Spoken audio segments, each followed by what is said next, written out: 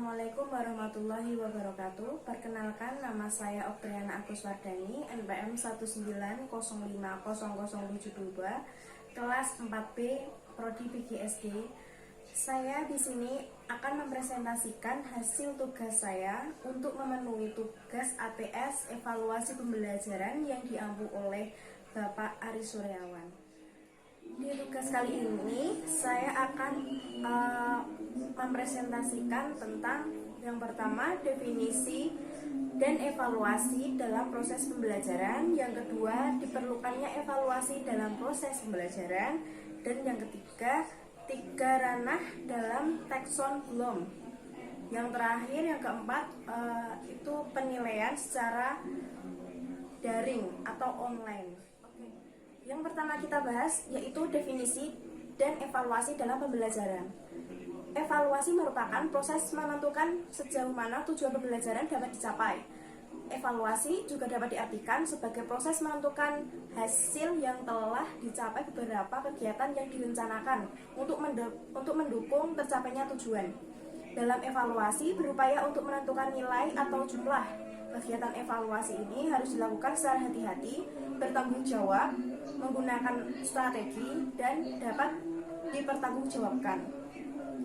Nah, dalam proses evaluasi pembelajaran diselenggarakan dengan cara, yaitu yang pertama, membandingkan proses pembelajaran yang dilakukan guru dengan standar proses. Yang kedua, mengidentifikasi kinerja guru dalam proses pembelajaran sesuai dengan kompetensi guru. Nah, evaluasi proses pembelajaran memusatkan pada keseluruhan kinerja guru dalam proses pembelajaran.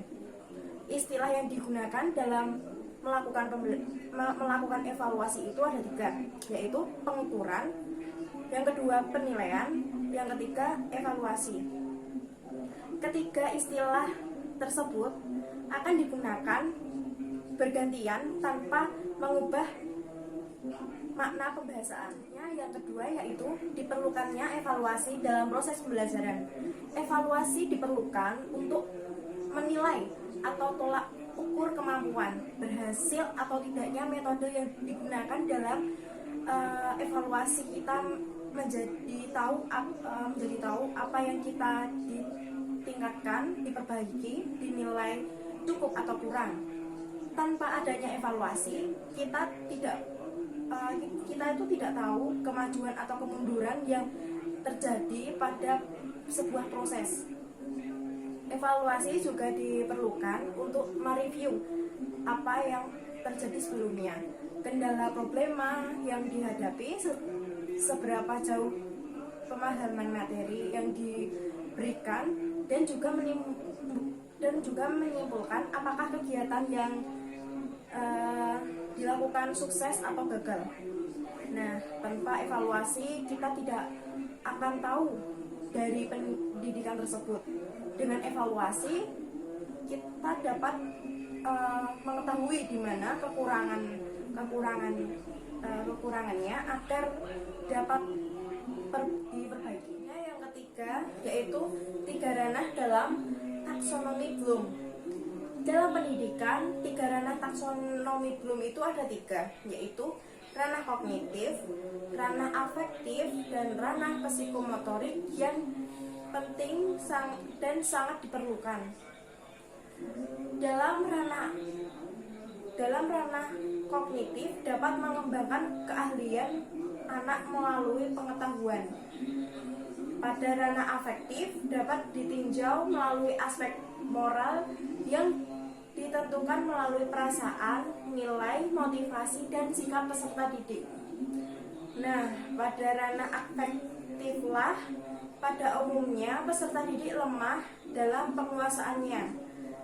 Sedangkan dalam ranah psikomotorik, peserta didik tidak cukup hanya menghafal suatu teori, definisi, tetapi peserta didik juga harus menerapkan teori yang bersifat abstrak tersebut ke dalam aktualisasi nyata. Bagaimana menjadi seorang guru agar dapat menjalankan proses tersebut, yaitu agar agar proses pembelajaran dapat terkonsepsikan dengan baik, maka seorang guru dituntut untuk mampu menyusun dan merumuskan tujuan pembelajaran secara jelas dan tegas. Karena dalam kenyataannya, di lapangan saat ini tampaknya kita mesti dapat menentukan permasalahan yang dihadapi guru atau calon guru. Dalam mata yang terakhir itu kita membahas tentang penilaian yang dilakukan secara online ataupun daring. Yang pertama, penilaian sikap dapat dilakukan dengan teknik observasi atau pengamatan. Yang kedua, penilaian diri atau oleh siswa. Yang ketiga, penilaian antar teman. Yang keempat, yaitu jurnal. Melalui jurnal, guru mencatat segala peristiwa siswa di dalam maupun di luar kelas. Namun, keempat teknik tersebut sulit diterapkan dalam era pembelajaran jarak jauh.